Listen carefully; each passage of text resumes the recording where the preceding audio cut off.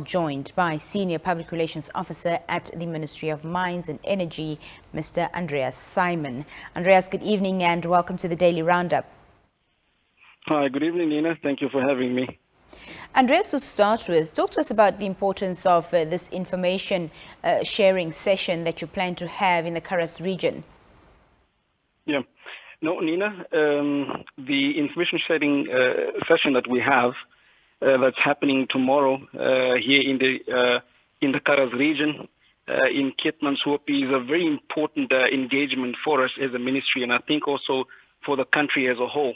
It is important because it's an opportunity for us to, come to the region and create more awareness through informing and, sharing information, especially with not just with the public at large, but primarily so with the stakeholders.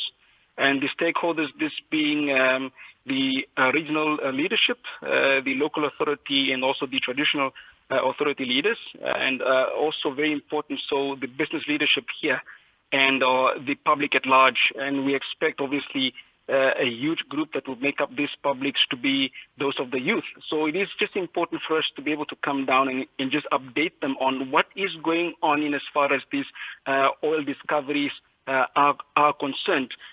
Also so because there's been a lot in the media and a lot of what has been said in the media would not be necessarily correct. Some of it could be sensation, but it is then incumbent on us to really come tell our story and be able to bring everyone up to date in as far as these activities are concerned. Or one of those concerns that you want to raise with the community in the south, the speculations concerning mines and energy officials accepting bribes from locals in the south for oil and gas prospects. Is that something you'll be addressing? Well, that will also be obviously part of our discussions here because it speaks to corruption. And as you know, the ministry, not just the ministry, but government as a whole, we do not condone, we do not, support any corruption or any of its associated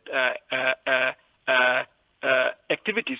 So we again, if there are any allegations, these are allegations, and we expect those who have information about these corrupt activities or related activities to come forth and inform us, or either inform the ACC, for example, which is the entity that has been established and mandated to actually deal with such matters and be able to bring such culprits before the courts. So we then ask, if there are members out there who do know of any corrupt activities that are happening, whether in the ministry, and if there are people that are, accepting bribes, to be able to come forth and just tell us what actually is going on, who are these people involved, and such. I would also like to mention, Nina, that you might be wondering what is government doing. We have currently at the Ministry of Mines and Energy on our website, we have developed a tool which we call the fraud detection tool. And you can actually visit the website of the Ministry of Mines and Energy and be able to alert us on any corrupt or related activity that you are aware of. But obviously, when you come, you need to know that also you need to have facts, you need to have proof, evidence, because if you don't have facts, if you don't have evidence, this will just be speculations and perhaps a waste of our time and your time as well. So it is very easy. You go onto our website, on the homepage, and you'll be able to submit any query, any alert that you have to inform us of any ill practice that is going on pertaining the sector. And not just the oil and gas sector, but also about mining and also about either energy affairs and stuff like that. But the question here is it only the role of government to fight corruption? I would say no, because there are a lot of public members out there who do know of what is going on, who do know of people that are accepting bribes, but then they sit and they're just quiet. They don't do anything about this. So it is not right. Therefore, we ask upon the public and those who have information to alert us, because you need to understand, once you keep quiet, you are depriving yourself from that needed development. You are depriving yourself from that needed service. You are depriving yourself from that benefit. So you should not be able to sit in a position where you are depriving yourself, but rather let's fight corruption together. Thank you, Andreas. Back to the session that will be taking place. I'm sure as part of what the community would also like to know, with a potentially big oil find such as this, how will it enhance and benefit the community, and how will they be prioritized? I think especially in terms of employment. Yeah, Nina, the oil discoveries or the operations that speaks to that is still ongoing. We need to understand that the drilling is not finalized. It is still ongoing. And where we are at this stage, the operators are busy doing what we refer to as well appraisals. They are busy quantifying and they are, trying to actually identify how viable these deposits are. And by doing so, they're trying to look at, number one, how big are these reserves and how long would they last? And if so, if they are to be extracted, what sort of extraction methods and models, would be used, and they're also trying to look at if they do start operating, if they do start pumping oil, or which is now the crude, will they be able to recoup their funding dollars or not? So they're looking at the viability of it. So that is where we are in that space. It's a very important space where we are now. This will determine whether these projects will be ongoing or not. Okay.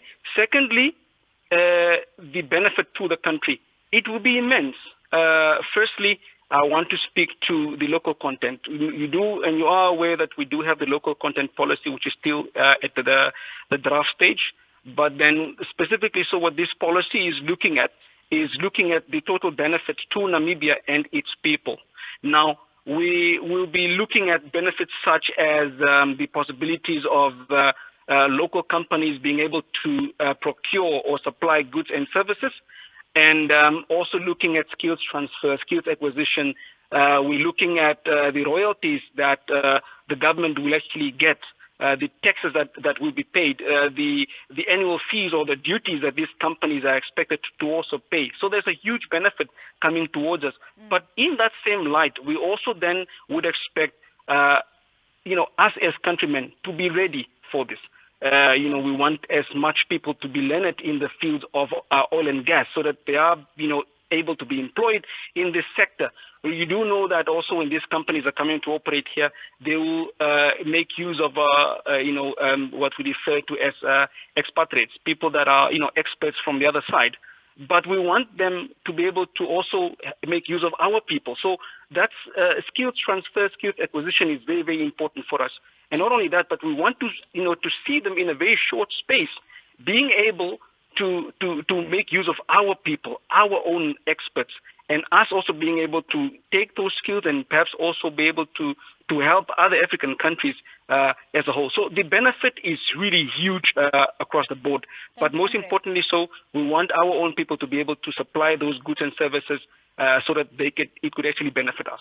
Andreas, when is it taking place? Tomorrow. Tomorrow, we will be at the, I'm not sure whether I'm actually saying this right, but we will be at the Skutsenhof guest house, which is in Keetmanshoop here, and we are starting at 9:30 for 10. Andreas, all the best. Thank you so much for joining us this evening. Thank you, Nina. Let's take a quick break.